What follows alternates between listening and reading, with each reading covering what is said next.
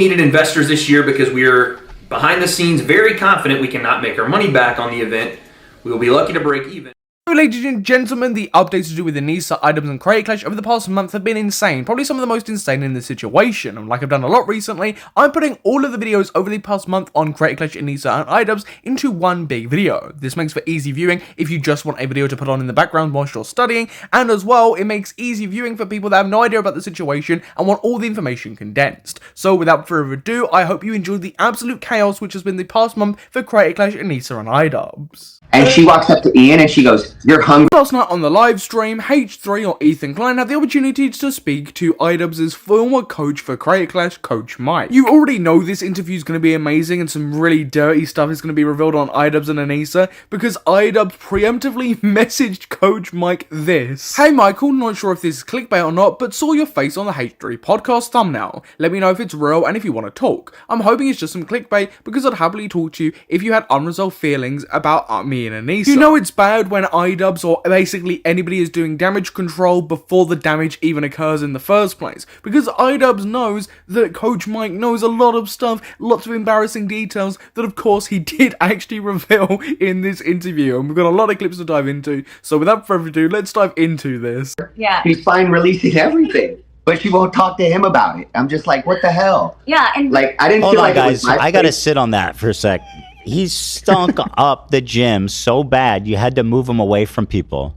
yes. Of course, before getting into these things, I think it's pretty important to mention that, of course, there is no evidence to back up the things that Coach Mike is saying. This is just his testimony, his experience with iDubbbz, the things that he is saying. It's not gospel. It may not necessarily even be the truth to a certain extent, but this is his point of view that he is retelling here. That Anisa was talking shit about me and us even before Creator Clash 1.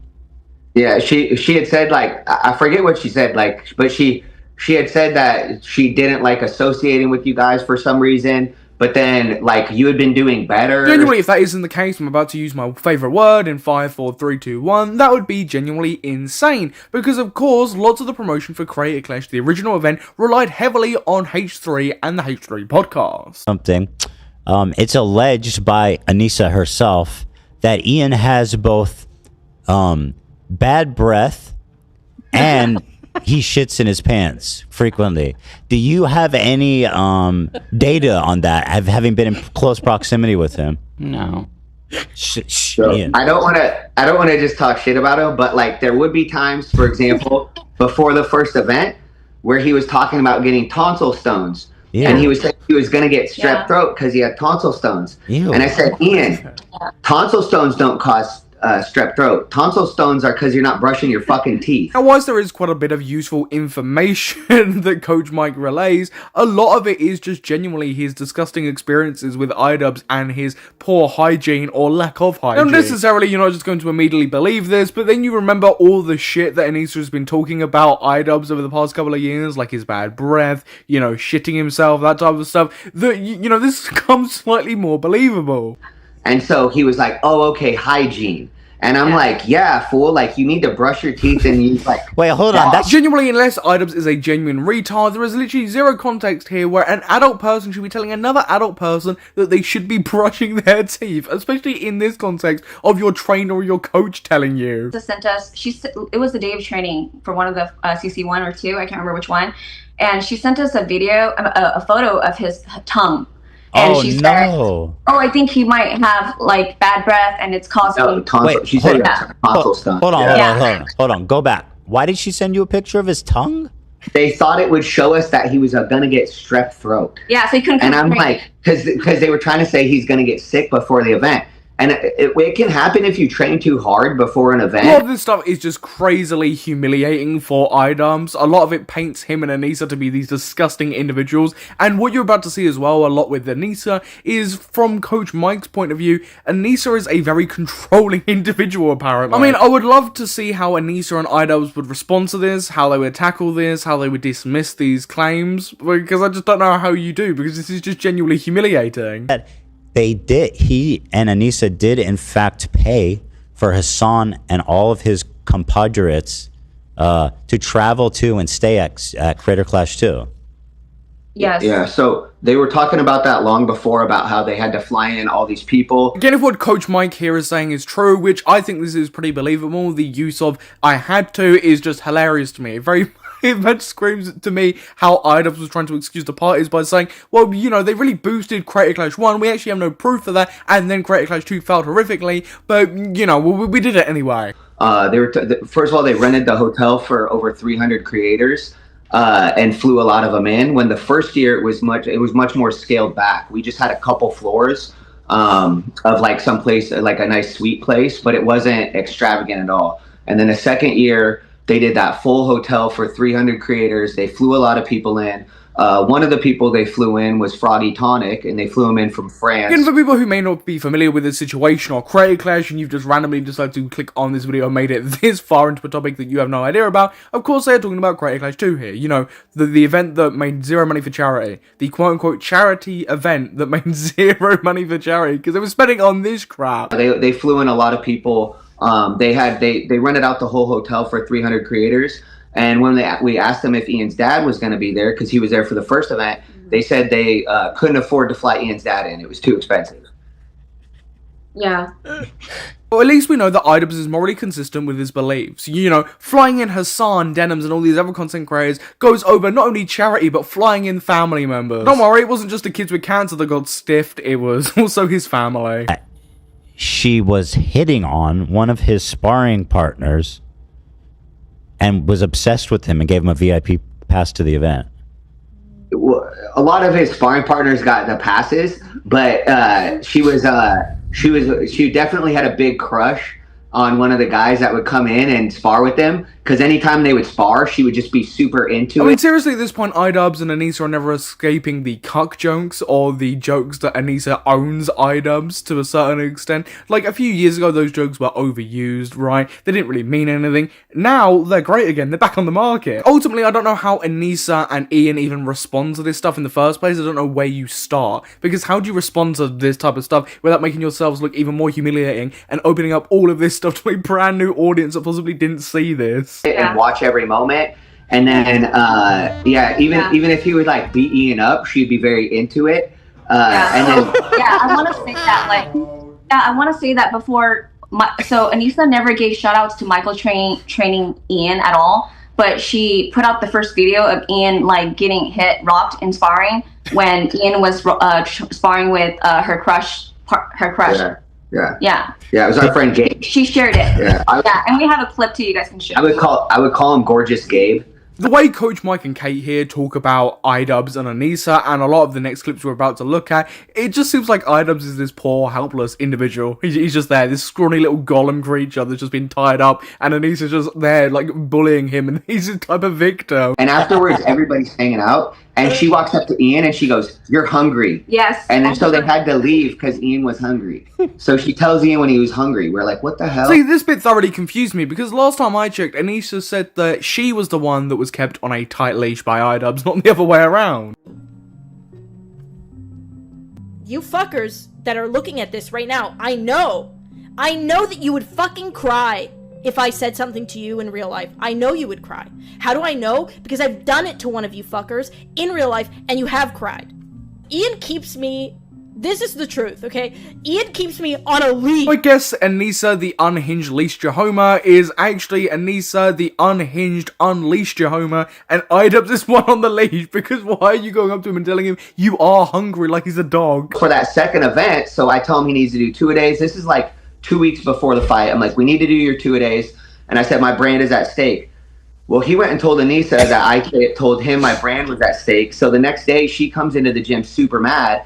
And she's like, our brand is at stake. We're $500,000 in the hole right now. $500,000 in the hole, according to Coach Mike, was how deep they were in it with Creator Clash 2, which is insane to me. But I have no sympathy. Anisa and iDubbbz did that to themselves. Like the failure of Creator Clash 3 is solely riding on their backs too. This is all their fault. I don't get it. Maybe if you weren't flying around like Hassan and all these other people, like booking half a hotel for all these extravagant YouTubers, maybe you wouldn't be in that much debt in the first place. Of course, what I'm saying here is based off of what what Coach Mike has said here, which also could possibly be exaggerated, could be untrue, he might be misremembering stuff, but I'd highly be interested to see what Anisa would have to say about that, because that does not paint her in a good light whatsoever. I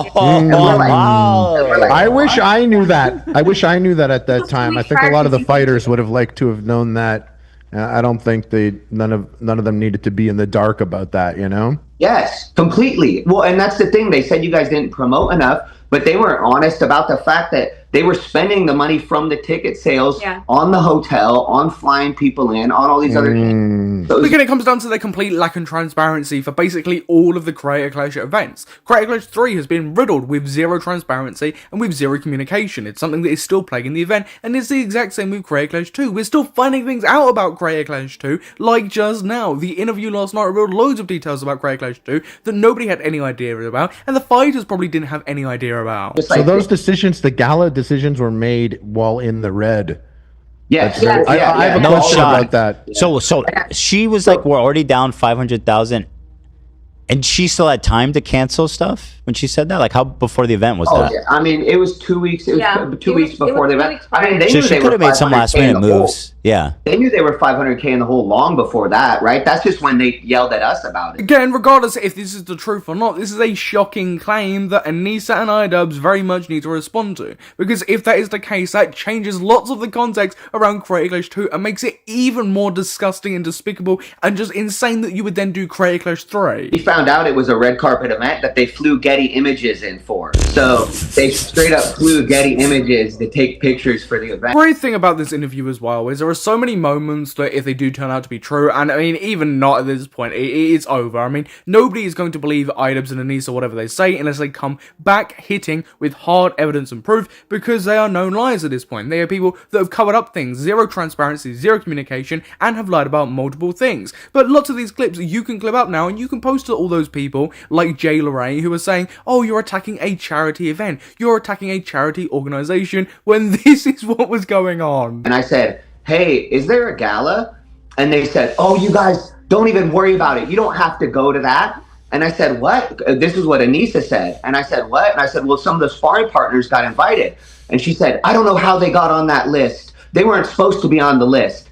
And in my mind, I'm like, Ian had invited them. He sent them the email personally. What right? a disgusting human being she seems to be. I'm sorry. Oh, she didn't want any of us there. She only wanted like creators there or people that would, I guess, make her feel like she could get more clout. Everyone there might have been 500k in the red, but you know, Anisa had her priorities straight. She wanted to befriend Denims and Hassan and make sure that was a solidified relationship. I honestly believe that the reason why Ian and Anisa excluded us and did not want us to know about the gala is because we're both very professional, we're both very direct, and very transparent. If they told us that they were going to throw a huge gala after the fight, and it was going to cost a ton of money, we would have asked them, why are you doing this? Yeah, because Anisa already told us, she shared with us prior to CC2, like a month before, that they were negative, was it 500k? During this live stream, this gets brought up so much that Anisa and iDubbbz have to respond. At the moment, they haven't said anything, but this is a huge claim to be making, that they were that deep into it, that's how far in the red that they were. They need to say something about this, because this is absolutely disgusting, especially with the last things that have been happening over the past couple of years with Creator Clash. It changes the context of a lot of things, and I mean, the context to begin with, you know, wasn't the greatest, but that just makes it 10 times worse. Did you say he cried? We had to have a meeting. So after that, so he was crying at the gym afterwards, and I said, and once again, I hate to hate on him for that because it's very emotional. Yeah, for sure. In some hard sparring, right? Yeah. So but then what happened afterwards was horrible, because then we went back to the hotel, and then they were eating at Denny's, and they said, we need to have a meeting. So I have to go to Denny's. And they pretty much then talked about how they were going to have to fire me because I reminded Ian of his father when his father would yell at him as a kid. I just can't, bro. Could you... Could you imagine having to fire your boxing coach because he's made you cry because he reminds you too much of your dad when he shouted at you when you were a child? Look, it's a pretty emotional thing, but after all the Creator Clash stuff, after all the disingenuous bullshit that iDubbbz has done, after putting clips of himself crying in the content cop to make himself seem more empathetic, I just have no sympathy for the guy. That's hilarious. Do you have any commentary about his potential body odor? I mean, I say it's true. I smell it all the time. It's horrible. A good example is this, because Michael's so nice, so he doesn't want to say it. But here's the thing: when we're in fight camp, He does 2 hours in the morning and 2 hours in the evening, okay? For the first fight he did. Well, yeah, for the first part of the first fight, not for the actual camp. Correct. During the camp was when he cut out his 2 days. And that was the most important time to be doing 2 days. Yes. So he would smell so bad that when he comes back in the afternoon to train, he doesn't shower in between his sessions. And so like the coaches that are training other, members there would just like look at us with the weirdest face, like a stink face. Look, I'm not going to say anything, right? Out of risk of whatever, right? But I'm just going to put up an image of iDubbbz, probably from around this time, right? During his long hair period before he shaved it all off. And tell me that you don't believe what they're saying. And then Michael would try to take Ian to the corner where there's not a lot of members of the gym, so they don't have to smell it. I try to take it to the open doorway. Yeah, so that does happen. I'm not lying. It's true. He doesn't shower. Again, I really can't imagine iDubbbz or Anisa wanting to respond to that. I don't even know where you begin to respond to the body odor allegations. So you kind of, mostly Ian was the softest, but... Was he the softest fighter you've ever trained? What's that? Is he the softest fighter you've ever worked with? Well, he hated boxing. See, maybe that was iDubbbz's plan all along. Let's do 3 charity events, because not only do I clearly hate charity, because, charity's not getting any money, but I also hate boxing. So, the best of both worlds. Honestly, do not feel bad for iDubbbz whatsoever, and I got a little bit bored last night and decided to make him a little video. She walks up to Ian and she goes, "You're hungry." Yes. And then so they had to leave because Ian was hungry. So she tells Ian when he was hungry. So it seems like iDubbbz has been completely humiliated and is a victim of Anisa. For anybody watching, I highly recommend that you go and watch the interview over on the H3 podcast channel. It's genuinely just amazing. We needed investors this year because we're behind the scenes very confident we cannot make our money back on the event. We will be lucky to break even. Because I honestly thought that the iDubbbz, Anisa and Creator Clash situation had slowly started to fizzle out, but I guess I was very, very wrong. Now, surprisingly, the first thing I actually want to go over is the hook of the video, is this brand new Wade Plem video that he released on Creator Clash. Now, in this video, Wade reveals that after he released his video, him and Anisa actually had a dialogue in DMs, and it is genuinely shockingly funny what Anisa says to him in DMs and the things that she reveals. You're gonna see exactly why I've pushed through my illness to cover this, because it is genuinely hilarious. Just another question, just because I was a little concerned with the messaging for this third one and how everything is so vague around like what is happening, where money's going, and why no one can get really a straight answer on anything. Although it seems like there is more of a straight answer now. I'm going to tell you something, right? If the straight answer is coming from Anisa, I don't buy it for 1 second. She is a known liar. The whole past couple of events have been shrouded in lies. Take this clip from a Dr. Mike interview with Philip DeFranco, where he actually speaks about the event and what the fighters were paid and how the charity event was laid out. It is completely different to what other people have been saying about Creator Clash 1. The positive, because iDubbbz very much a man of his word, with him prior to the event saying he wanted this event to be different, saying that the creators involved wanted to show respect to the sport, take it seriously and train, saying that it wouldn't be as cloud or money driven as previous influencer No, the iDubbbz didn't take it seriously, barely trained, he stunk up the gym,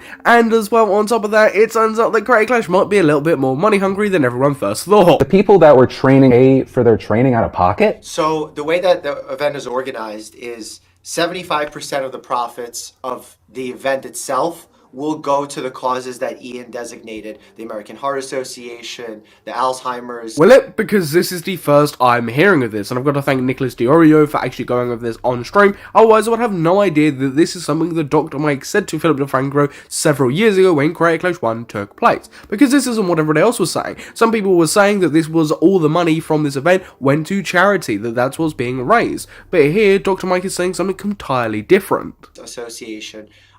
There's a horse equine animal therapy one that he selected, and then each fighter as well gets $20,000 to train. I mean, we had heard figures like $15,000, not $20,000. So what's all this about? Again, there is zero transparency, zero communication, and everybody that has been fighting on Creator Clash 1, Creator Clash 2, and now Creator Clash 3 have said different things about what they're being paid, about the event as a whole. You can't trust anything that is coming out from about Creator Clash. Used for travel, etc., etc. Plus, there's a small back-end fee that you also get from the numbers. I think it was like 25%. So with all due respect, Wade, whatever transparency that Anisa has lightened upon you within DMs, I simply do not buy it. There is always another motive, there's a possibility that she is lying, and even if she is telling the truth, why would anyone believe her at this point? She is a known liar. All of them are known liars. That I'm having it explained, and also now that everything is kind of coming out to the public anyway, but I simply just said, last thing, I'm just curious, why did they separate the charity from the event when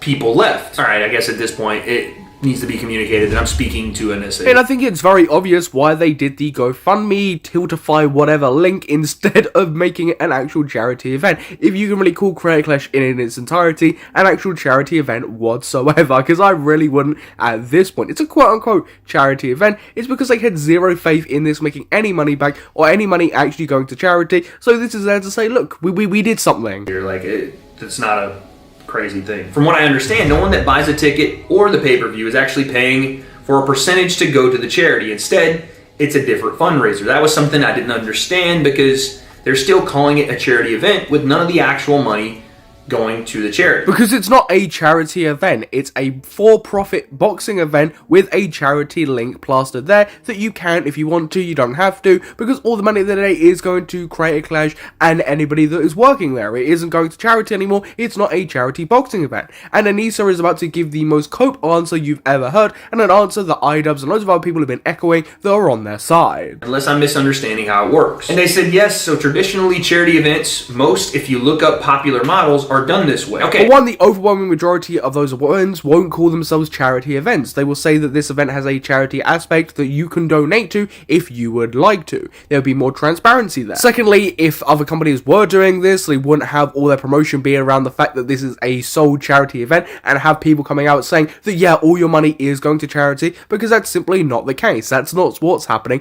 whatsoever. So no, this is not a regular business model. This is not something that happens, because it is entirely different if another company does it, because they usually disclose what the fuck they're doing. Also on that, these events that are like that might call themselves charity events, always usually as well take a portion of the ticket sales that then go towards charity. They will of course take a little bit of a percentage from the sales of the event, but then a bit of it also goes to charity. That's something that's also disclosed, unlike Creator Clash. That's not something that was made clear, and all the fighters seem to be really incoherent about it and different about it. A lot of people went under the pretense that this is a full charity event, not that it's just an event for profit with a link. I didn't know that, right? I don't know traditional charity events or how they're funded or how they make money or who makes the money or how they end up, giving money to charity. I don't know that. I always thought that when you went to a charity event or you did something for charity, the people that donated to said event or to said cause by buying a ticket to the event, by buying a ticket to a raffle, or by bidding on something at an auction. A charity auction is there to raise money for charity. In some cases, they might take a small percentage for fees and workers and other things, of course, but the large majority is there to raise money for charity. The same with actual charity events. That's exactly the controversy at hand here, Wade. That money ended up going to charity because I just thought that's how it worked. If that's not the case, then that's on me. I didn't know that. The event itself is for profit, but there's a charity partner and fundraising around the event, and during it encourages people to donate.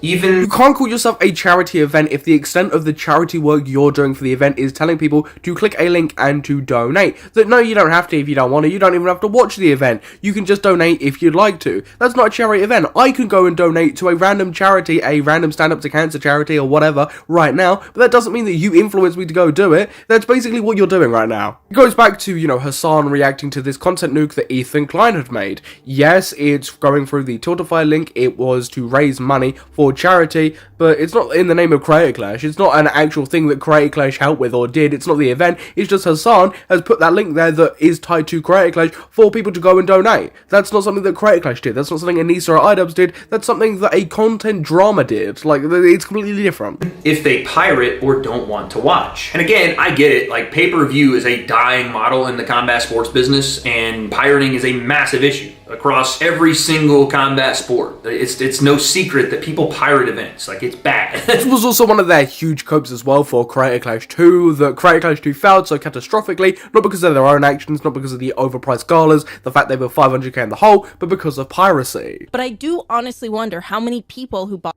it the first year saw people tweeting, and, tweeting irresponsibly, to be honest, without all the information about. Still, though, I don't think people care enough about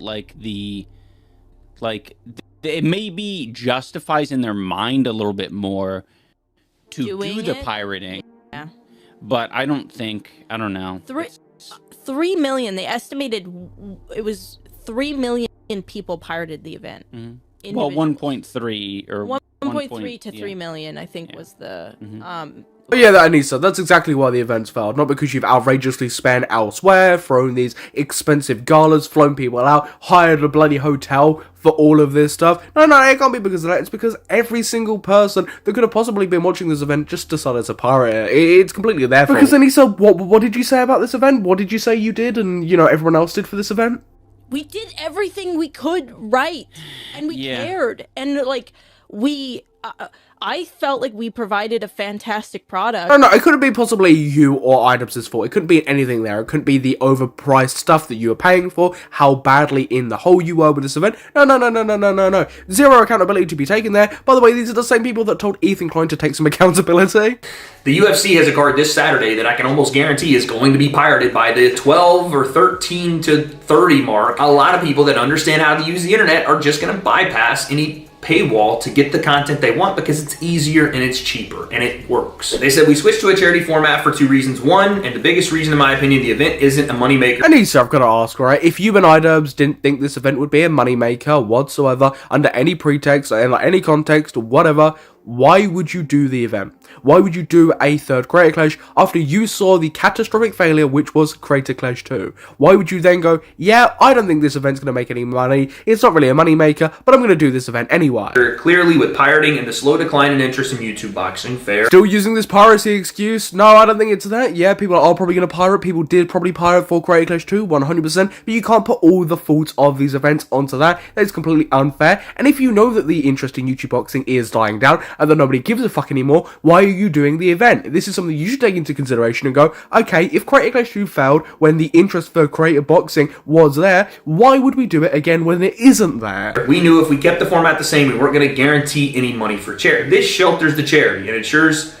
they are the #1 priority. But again, Anisa, the charity isn't actually the main priority, is it? Whatsoever. It's a for-profit event. The charity doesn't come into play whatsoever, bar the fact there's a Tiltify link that you can go and donate to charity if you want to. Rather than waiting on us to break even, to see if we can get any money. I'm stopping this a lot at the moment, but Anisa is just chatting absolute bollocks at the moment. If you didn't think that it would be possible to make money from this event, or that was a question that you were weighing up in your head, that's a sign that tells you not to do Creator Clash 3, not to do this event, but you went ahead with it anyway. So, second reason we needed investors this year because we're behind the scenes very confident we cannot make our money back on the event.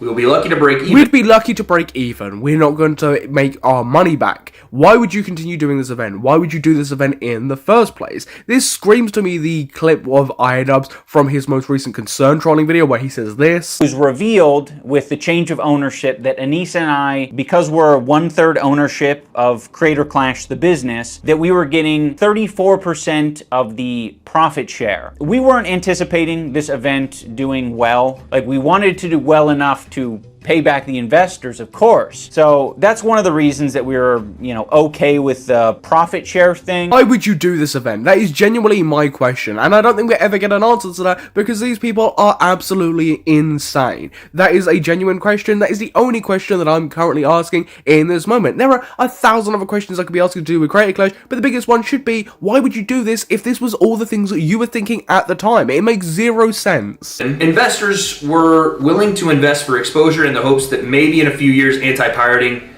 would get better or interest would pick up. Investors are willing to take that risk. We can't. We aren't rich like that. We can't soak another $250,000 loss. Then don't do the event. It is pretty simple. If you don't want to deal with all that, if you're worried that this event won't make any money back, then don't do the event in the first place. That is down to you. All of the issues to this event are down to you and iDubbbz. This is your fault. I don't know why we're still talking about bloody piracy. To end this video on a more positive note, Anisa made a tweet saying that her and iDubbbz had been out to dinner, and I quote tweeted it with the video where Coach Mike says that Anisa walked up to Ian and told him when to eat when he was hungry or whatever, and then I said that I bet you did the same here, and she instantly blocked me. It was within about 10 minutes. She was very, very rapid quick with this one. Remember one thing in your mind, a mantra, if you will, that will always give you comfort.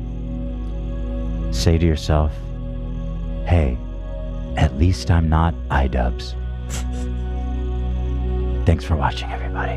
Now, a lot of this iDubbbz stuff is focused around this one podcast clip, which is just amazing. It is just beautiful. It was very interesting. Sad. I'm sorry, but my only thought and focus currently is why are iDubbbz and Anisa sitting on the floor with no chairs, loads of space between them, no lighting, no nothing. This is not what podcasting is here. Genuinely, Ian and Anisa sitting on the floor is like a physical representation and symbolic of how far they've fallen. It is genuinely incredibly funny to see them in a badly angled, badly lit podcast setup with no chairs, no nothing, and them kind of sitting far apart from each other. It's really funny. Denim's one of my friends got tear gassed a couple days ago. So, yep. Dude, I kind of wish I was there. Yeah. Because I think it would be really fucking sweet to throw the tear gas back at him. Okay, John Wick, do you really think that if you were there, and that's a huge if you were there, because I can't see you personally ever being at something like this, would you actually do that? Would you actually have the balls to throw that back at the police? No, I'm gonna say not, because you're not fucking John Wick. I do love how Ian is saying this with confidence, like this is something he would genuinely have done if he was there. That if you were also there, you would have seen iDubbbz, this weird little bald fella with really bad LASIK eye surgery, running across to grab one of these and throwing it at the police. It's just not realistic. It's not something that would have happened. You're just saying it to try and gain favor. You put the cone on it and then pour the water in. True. That's what you're supposed to do. Oh, that's a good tactic. Yeah, I like iDubbbz saying good tactic, like, you know, his other tactics that he's definitely done in the past, one as good as that is hilarious to me. And the fact Anisa and iDubbbz are both talking about, like, this is a common occurrence, something that they both want to do, or something that they've both done, is genuinely hilarious, because they're just trying to play up on this political situation to, again, try and gain favour. Like, look what I would do if I was actually there. I do like that. But it would be kind of like a quick time event in a video game to, like, press X to throw it back. Yeah. Quick time event. Yeah. No. There's probably a lot of quick time events during this protest. Yeah. Genuinely just nothing rattling around in there. iDubbbz has no idea what he's doing, and I genuinely think it's hilarious to make this statement while sitting on the floor in a badly lit up setup with no chairs, no nothing, no lights. It's genuinely hilarious because, by the way, as well, this is behind a paywall. This is something you would have had to pay for to see. Of course, these clips have been spread around and been re-uploaded elsewhere or wherever, but this is something that you would have to genuinely have paid for to see, and that's them sitting on the floor. Of course, it doesn't just stop there, because H3 actually ended up reacting to this clip because it is genuinely hilarious. There's just so much to talk about with this one short clip. Friends. Do you want to fucking take in, for a moment, if you would, please, the abject misery radiating out of this screen? They have a one light that's clearly not sufficient. They're sitting on the ground.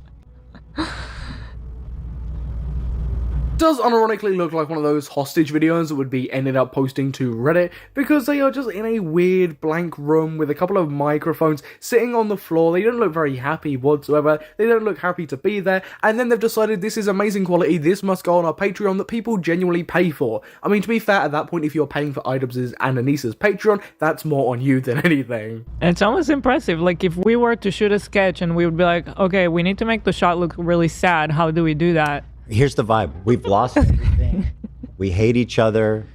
It does very much give off to me that they've given up, right? That they just don't really care anymore, that they will just do anything to make just a little bit of money. They're trying to gain favour with a certain side of the internet through their political beliefs and thoughts that they've parroted elsewhere, or to try and make themselves seem cool by saying, yeah, I want to get involved in this, when realistically, that's just not something that iDubbbz would have done. It's hilarious because they are so incredibly desperate to try and gain any favour and try and do anything to make a bit of money and get people on their side. We're humiliated. This is the shot. One of my friends got tear gassed a couple days ago. So, yep. Dude, I kind of wish I was there. Yeah. Because I think it would be really fucking sweet to throw the tear gas back at him. You put the cone on. Badass, bro. You know what's funny? So apparently this happened in Seattle, where they live. And he's like, damn, I wish I wasn't on vacation right now. I'd totally be fucking roughing those riot police up.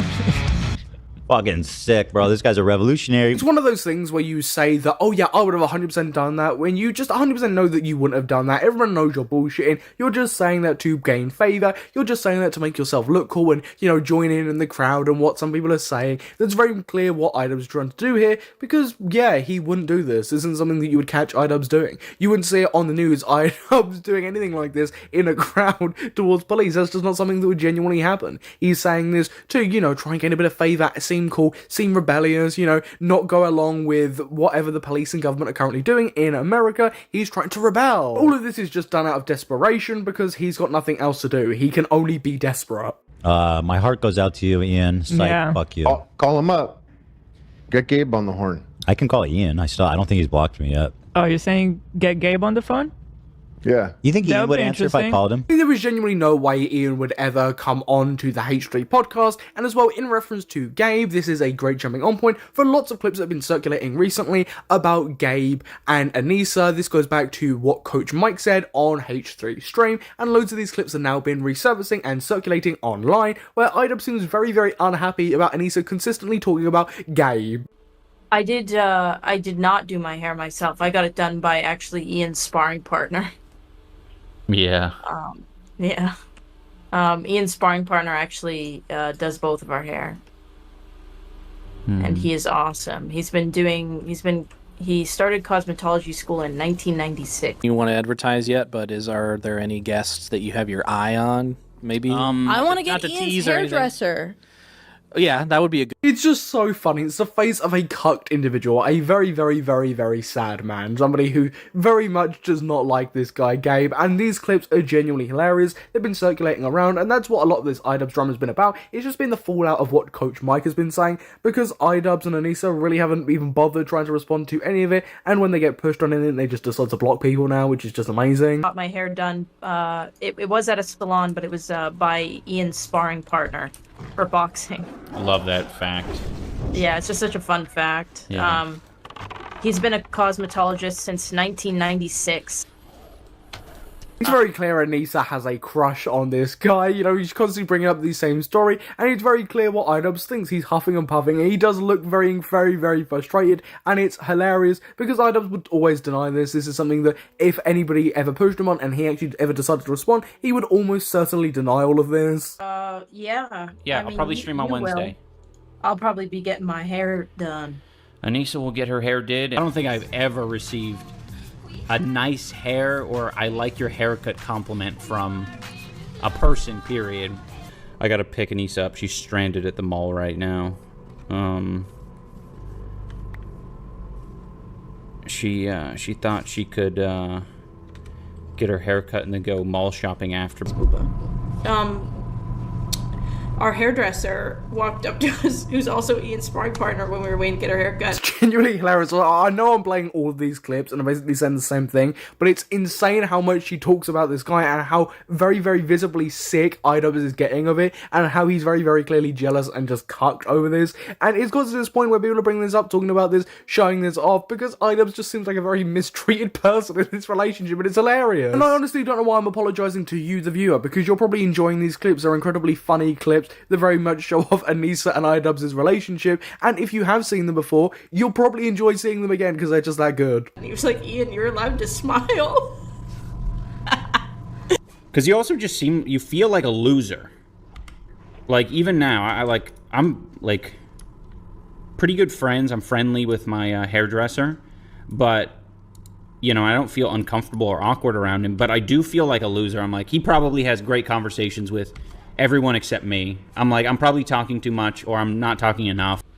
He's this jacked, 200-plus pound dude with a bunch of tattoos. He kicks my ass. And how did you prepare for... But anyway, those are the clips that are circulating around, the context clips that H3 actually went over, and that's where this clip comes from that we're about to go over. But yeah, I wanted to play them because they're genuinely hilarious. When I originally saw them, I genuinely couldn't stop laughing. I'm saying genuinely a lot. Stop me, please. Yes. You do? Yes. I'll try. I'll call him. I mean, I wouldn't do it on air, but I think you would. No, I don't want to talk to him off air. I don't care about it. I literally calling to humiliate him. I despise him with my entire heart and soul. This man made a video. He had a chance to take something back, and he doubled down on the CPS coming to my house to take my children and break my family up. He said it was justified. He understood it. This man will never get a fucking flake of sympathy from me. And I am so sorry that you're living in your own personal hell where your girlfriend basically fucking shits on you every day. I mean, yeah, H3 of all these people has every single right to dislike iDubbbz this much, and that's why it's genuinely funny. iDubbbz is a disgusting, degenerate, deranged individual when it comes to Creator Clash 3, which, by the way, there's still been no updates about that in quite a bit now, and when it comes to Ethan Klein himself, he's disgusting, he makes excuses for himself, and he can't face accountability, and there's the exact same thing in Anisa. They'd rather block it and ignore it, always act like they're right, never own up to anything, and just move on. They're gross individuals. I will no longer be participating in Creator Clash. And that is Myth has officially dropped out of Creator Clash 3. How is training for Creator Clash going? I guess I should also just come out and talk about that real quick while we're getting today started. I will no longer be participating in Creator Clash. And at this point, it's kind of shock, oh no, another person's dropped out of Creator Clash 3, what a surprise, nobody saw that coming, why is somebody else dropping out of Creator Clash 3, there is literally zero reason why any of these content creators should be dropping out, oh no! Nobody is surprised at this point that somebody is dropping out of Creator Clash, or that somebody would want to drop out of Creator Clash. I don't blame Myth, I think it's pretty funny that when you go on Creator Clash's Twitter account, one of the first things you see is a retweeted post of Myth trying to train for the boxing event that he's no longer going to be fighting in, and then as well when you go on the Creator Clash 3 website, they've still got Myth there, they haven't bothered removing him yet, nobody's thought to do that, you can still see him there like he's going to be fighting. I do think it's funny, right, because with Creator Clash there have been really no updates, there's been nothing from iDubbbz for the past several weeks, otherwise I would have made a brand new video about iDubbbz and Creator Clash by now, and still, he's taking L's. Still, Creator Clash is taking L's, they don't have to breathe, they don't have to move, they don't have to do anything, and they are still losing in some capacity, something is still happening with them, and they haven't done anything in weeks at this point. And I'm gonna be honest, I didn't even see the Myth stuff until incredibly recently when other stuff that we're going to be talking about later in this video ended up occurring. I had no idea that Myth had dropped out, nobody was really talking about it, it wasn't really going anywhere, and that is currently the state of Creator Clash. Nobody really cares, everyone knows it's a dying event, and everybody is waiting for it to fail in October. Oh, yes, involvement in Creator Clash 3. This is one of the craziest things that I get to say now, sort of, is that I'm technically a boxing promoter now. Only involved in Creator Clash 3 specifically, to be clear. They reached out to me when Ian and Anisa stepped back. I had spoken to the team at Creator Clash about feeling like I had been burned pretty badly, and that I was like upset with how things went down, and like, again, I'm very good friends with Aaron, who runs Real Good Touring, who run Creator Clash. And so I said it pretty candidly to Aaron that I was like, hey, I really feel like we all got fucked over here. And my main question is if you genuinely feel like you've been burned by Creator Clash 2. I mean, this person themselves doesn't have a great track record when it comes to Creator Clash 2 and their own controversies with it, but if you personally feel like you've been burned by Creator Clash, why would you then go back with the third one when you've seen the state of Creator Clash, when you've seen it at its very, very lowest with Creator Clash 2, and when you've seen that Creator Clash 3 is failing? Why would you actively go back to them? It makes zero sense. It is career death. And I really put so much energy into this event when my, stepdad was dying of cancer in the hospital. My mom had to fly home, even though he actually did end up living through that period. My mom had to fly home the night after the fight, even though she was supposed to stay an extra week, because the hospital called us and was like, hey, he's gonna die. The night before the fight was when that happened. The doctors called us, we were in Tampa, and they were like, he doesn't have any time left, he's gonna die. You have to come home. And she was like, well, I'm not gonna be able to get on a flight tomorrow. So I booked her a flight for the day after, or maybe it was even that night, I don't remember. She had to fly home immediately. And so the whole time that I was training for Creator Clash, I kept being like, I should go home, I should quit this, and I should be in Australia. My trainer, Christo, saw me cry more than anyone has seen me cry in my entire life. And that is incredibly unfortunate to hear. I wouldn't wish that on anybody, even if they are controversial or have done things that I disagree with. That is incredibly unfortunate to hear. And again, Creator Clash 2 was a disgusting event. It's an event that should have warned people that Creator Clash 3 shouldn't exist. It's something that shouldn't be happening. It's not an event that should be going forward. And I mean, Anisa and iDubbbz have said themselves that they didn't think that Creator Clash 3 would do well anyway, so I genuinely don't know why Creator Clash 3 is an event that is still taking place. I don't know why they've moved it into October instead of still cancelling it, because nobody is going to turn up. It's going to be one of the biggest failed events in YouTube history. Because I was doing this boxing training, And I had so much guilt and fear, and it was just fucking awful to like, I was also like waking up at 3 a.m. getting phone calls from Australia, getting updates all the time. It was a fucking awful period of time. I had so much trouble. And the only thing that kept me going was, you're doing this for charity. That was it. That was the only thing that prevented me from dropping out, was you can't let people down. This is for charity. And as we know, Creator Clash 2 made 0 for charity, and that is incredibly unfortunate, and I really feel for her here. But I still think that she should apologise for Froggy Fresh after what she said about Froggy Fresh stealing from charity, when ultimately that was not the case. But my thing would be that, yeah, if you felt this way towards Creator Clash 2, if you've gone through this, why would you then go and deal with Creator Clash 3, even if iDubbbz and Anisa have left, even if some things have changed and shifted around and the model of Creator Clash 3 has changed, why would you want to go back after that controversy, after how they treated you, and then seeing Creator Clash start to fail? I just don't know why you would do that to yourself. So I donated they give you a reimbursement for Creator Clash. I didn't even know that when I signed on, but I donated my whole reimbursement to charity. I did a merch sale. I donated all proceeds from that to charity. I did everything that I could, but that's still like, and that was me trying to feel better about it, but it still didn't, because it didn't give me back that time. So I was pretty pissed off at Creator Clash.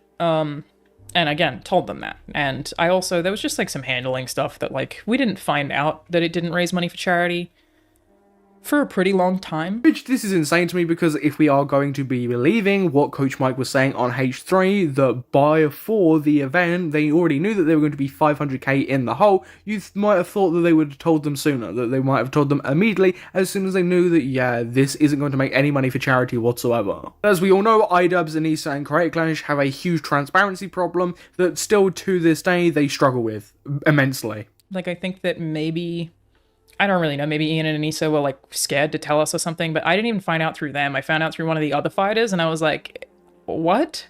I really feel like I should have known this. And so I felt pretty bummed. If that is genuinely the case, if what she's saying is true there, that she didn't even find out through iDubbbz and Anisa, and she found out through another creator that was fighting on the event, that is truly disgusting. That is horrible. Why wouldn't Anisa and iDubbbz tell the fighters that they had got on themselves? Tell those fighters that unfortunately we didn't raise money for charity, it was our fault, and be transparent and honest. Instead, people found out through other creators, which is just despicable.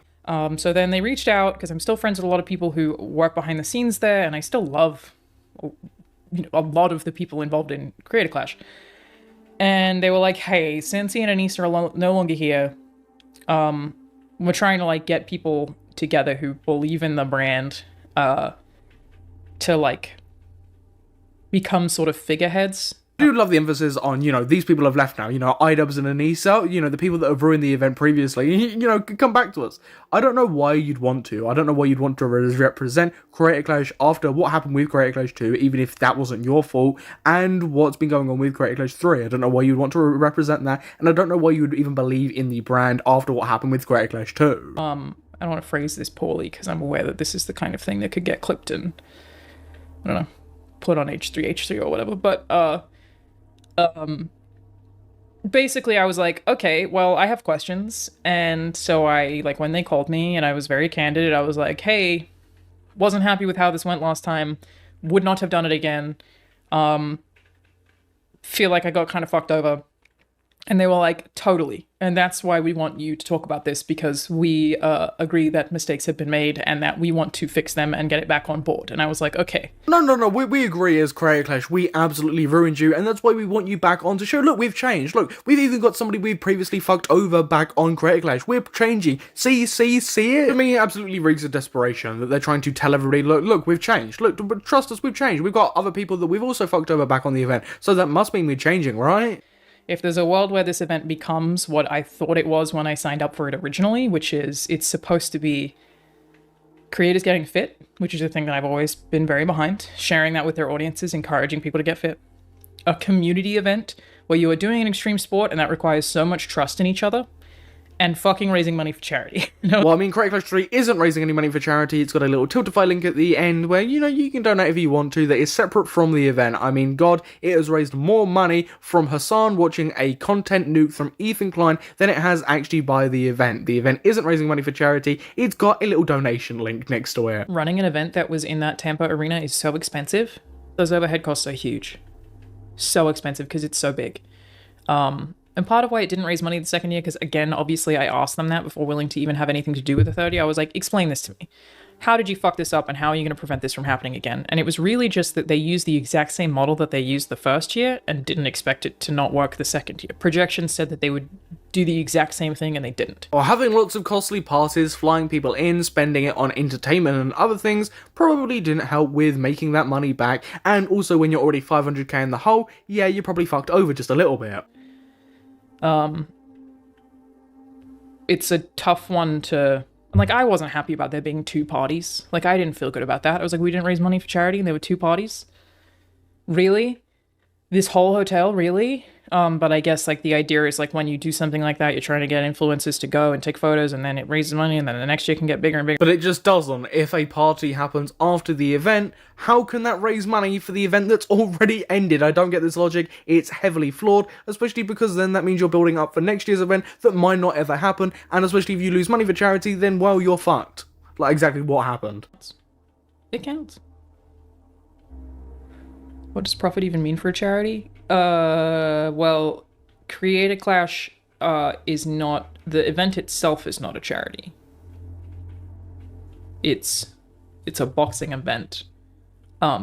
This is the charity part. The damn Tiltify linked. I'm so sick of people calling the Creator Clash 3 event a charity event. It's not a charity event. Again, I'm going to use this. A great example that I've been using. If I take a shit in my kitchen and film it and upload it and put a Tiltify link, does that mean that is a charity shit? No, it doesn't. I've just put a Tiltify link next to me shitting in my kitchen. That is all the Creator Clash 3 updates. There won't be much over the next few weeks or even months until we get closer to the event, but I'm glad we finally got something more to sink our teeth into. But the video hasn't ended yet. We've still got a tweet from Anisa to read out because she's so eloquent with her words. I want to remind everyone, I didn't fucking make the content cop either, but he's talked about me sexually non-stop in some sad attempt to feel some type of control. I didn't even say anything until quite a while after his creepy meltdown. Of course, that is about Ethan Klein. For one, everyone knows that you didn't make the damn content cop. People are criticizing you, and so is Ethan Klein, for things you've said around Ethan Klein around that time in podcasts, how you phrase things in leak stuff, how that has gone down, and of course Creator Clash and how you've acted around that, and the stuff you've said about Ethan on Twitter.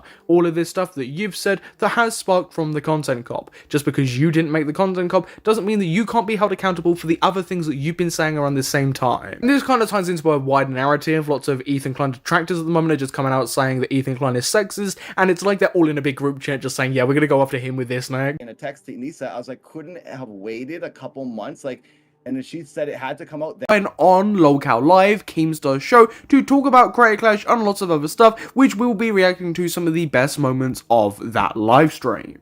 Like, putting out that video, I did say in a text to Anisa, I was like, couldn't it have waited a couple months? Like, and then she said it had to come out then. This is something that me and many other content creators that have been covering this situation from the beginning have been questioning basically from the beginning. Why did iDubbbz decide to drop the content cut before Creator Clash 3? Because ultimately, although Creator Clash 3 would have always been in some type of controversy, I mean, it was in controversy before it was even conceptualized, it was only in the state it's in currently because iDubbbz decided to drop his content cop before Creator Clash 3 even happened. If iDubbbz just simply waited to drop the H3 content cop after Creator Clash 3, Creator Clash 3 wouldn't be the state that it's in. Fighters wouldn't have left, all the drama and controversy around it wouldn't have happened, and iDubbbz and Anisa wouldn't have stepped back from said event.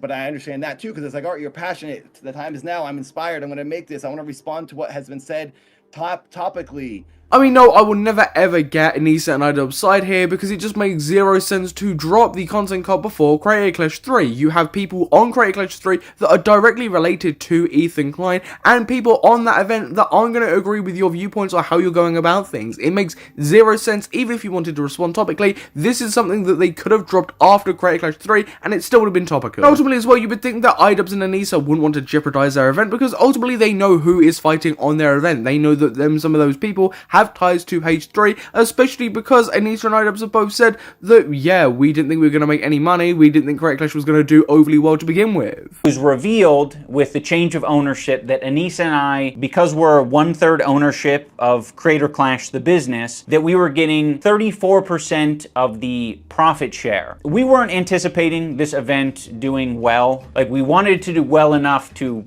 pay back the investors, of course. So that's one of the reasons that we were, okay with the profit share thing. The reason that iDubbbz and Anisa have found themselves in this position, the reason that Creator Clash is in the position it's in, is because of the poor management skills and the poor decision-making skills that came directly from iDubbbz. If iDubbbz didn't drop that content cop when he did, he wouldn't be in the position that he is currently in. Street Dad and Expo have a beef that we've been doing for a year. Anisa, great. iDubbbz, Anisa, you care about your influencer boxers. You care about them so much. Give this guy 10 grand.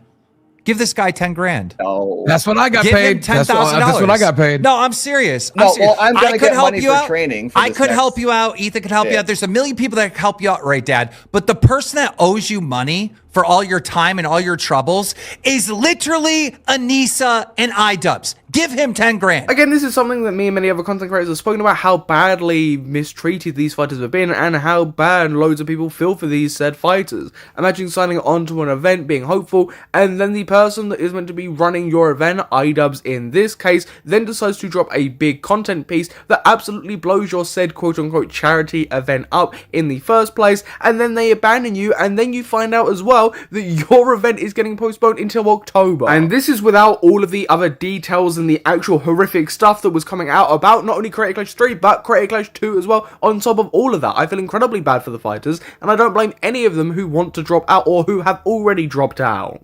Give him $10,000. He's been training for a year. He's went viral on Creator Clash 1, Creator Clash 2. This guy has taken so much shit just because of your mistakes, because he's the poster boy. He's the guy that goes viral, right? He's the guy that helped build Creator Clash. And now he's over here suffering? Well, this is bullshit. That's why you would think there would be a lot more transparency, communication, and respect to people like Dad, especially, and Harley, for example. These fighters are the people that have built up Creator Clash. These people have been on every single event, or have now been on the 2 events and have decided to now leave, or are coming out to speak about how badly Creator Clash 3 has and is being run. I feel incredibly bad for these people who have spent so much time trying to build this brand, when it very much seems like the people that designed this brand, iDubbbz and Anisa, have been almost fighting against it. Money that it's not. I don't want people to just give me money. It's ridiculous. Everyone did the same thing. I trained. I fought. I did my fight. I did promotion. I happened to go viral. It's not. I can't control that. It's insane. We just need to make this content cop so bad, even though it's going to completely fuck you over. Yet again, we've circled back to this idea of them possibly postponing content cop H3 until after Creator Clash, because it is so vital to the story. Without that, none of the stuff that would be happening with Creator Clash would be taking place. And genuinely, if they did care about their fighters, if they felt any respect or anything towards them, they would have postponed that content cop. Then I asked him on that trip, I was like, what's up with because I tried physically counting every single taken seat on Ticketmaster, because I was curious myself. I was like, I really want to know if people are going to be there. Like, I don't know what's the count. So I did a map. I was drawing on it. I was doing sectioning off sections. I finished counting. I was counting everything. And then Ian was like, oh, don't pay attention to that because this Ticketmaster is a little tricky. Yeah, look, please don't pay attention to the numbers of people, right? Ticketmaster is Ticketmaster's fault. It's not the fact we can't sell an event. It's not the fact that people don't want to turn up. It's completely Ticketmaster's fault. Trust me, there's going to be at least one person there. Again, just zero transparency, zero communication skills. I mean, iDubbbz did say that he struggled with his communication skills when it came to something like this, but transparency is key. And if you're not going to be transparent with legacy fighters on your event that have built up the event to be what it is in the public eye, look, when you think of Creator Clash, you think of creators like Harley and Dad. If you're not going to be at least transparent with those people, why bother doing this event at all? What they show has sold and hasn't sold, it's hard to know. It's their like method of selling tickets. And I was like, okay, so I just counted 5,000 tickets for no reason. But when he said that, he said, we're not super pumped right now on what the ticket sales are. I mean, quite frankly, I don't know what iDubbbz would be expecting. I don't know why he would be pumped whatsoever. This is something that he was expecting. Both him and Anisa were expecting this event not to do very well. iDubbbz literally said that so in his concern trolling video, and Anisa said as much to Wade Plem in DM. So, like, this event underselling and underperforming and not getting people in those seats can't be a big shocker to them, because they knew that this event would underperform and not make much money to begin with. This can't be a big shock to them.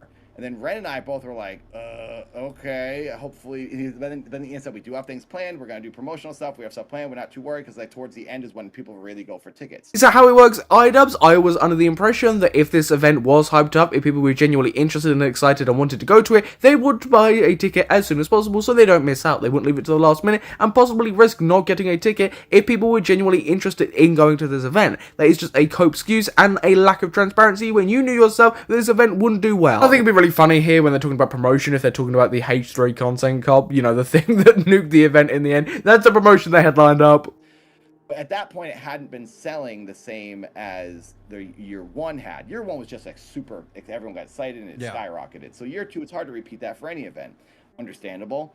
But so when he said the content cop and then he said the tickets, I was like, this isn't good. Yet again, iDubbbz and Anisa went into this event knowing that it probably wouldn't do very well. The fact that they even went ahead with the event when they knew that and they thought that is shocking to me. The fact they would admit that publicly is even more disgusting and shocking to me. And the fact that there wasn't more transparency with legacy fighters and other fighters and content creators that are putting their time up to fight on this event and tell them openly that they don't think this event will perform, you know, particularly well is disgraceful. I mean, to begin with, Creator Clash 3 shouldn't have been a thing. After the failed, absolutely disgusting event which was Creator Clash 2, Creator Clash 3 shouldn't have been a thing in the first place, and then on top of that, if you didn't think your event was going to do well, you shouldn't be doing the event in the first place. If you don't have a passion for it and you don't like boxing, like iDubbbz has, you know, kind of made very apparent, you shouldn't be doing a boxing event. It's simple as you shouldn't have gone through with this. Creator Clash 3 shouldn't be a thing in the first place. But it doesn't stop there, because it isn't only Dad speaking out, we've got another fighter that has decided to speak out, Ren from Corridor Crew. The event was basically not doing super well, and so they ended up changing the venue and changing the date. And so it is no longer taking place in Florida at the end of this month. It is now going to take place in Los Angeles at the end of October. And genuinely, my heart goes out to those fighters that have been training so hard for that day, only for it to be moved till October. The amount of money people would have spent on training and preparing and not making content and just genuinely focusing on this quote-unquote charity event, I can't say that seriously, is disgraceful. It's disgraceful that these fighters and creators are having to go through this.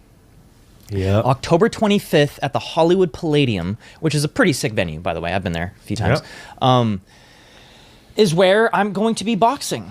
I'm still in it, but they delayed it 4 months. Oof. And that was really hard to handle from like an emotional standpoint, because I was literally in the middle of like my final sprint. I was 40 days out from the event. I was working every single day. Yeah, training. It was like my entire life. Imagine putting so much hard work into this event, genuinely training every single day, and then being told that no, it's actually going to happen in 4 months now, and you still have to keep doing this training and keep at the pace you're at. How tired and burnt out would you be? And I don't blame fighters for dropping out, genuinely, and the fact that this event, instead of being cancelled, just got postponed is disgusting to me. As soon as it started going this way, they should have cancelled the event instead of postponed it. It's not fair on the fighters. Before we wrap up this video, there is actually a little update with Anisa after a tantrum on Twitter that I do want to go over. Firstly, H3 had some choice words for her on his Instagram. Anisa, open your books for Creator Clash 2. Did you pay for Denim's, Rogan Hassan, flight and hotel from a charity money?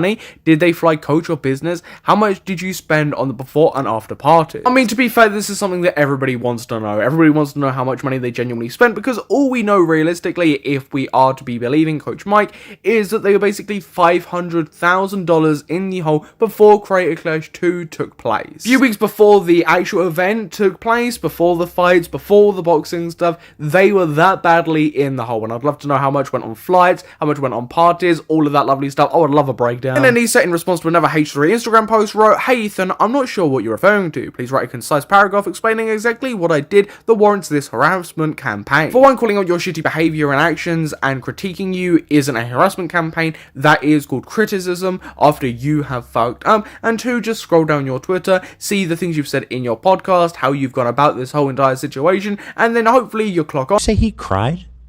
We had to have a meeting.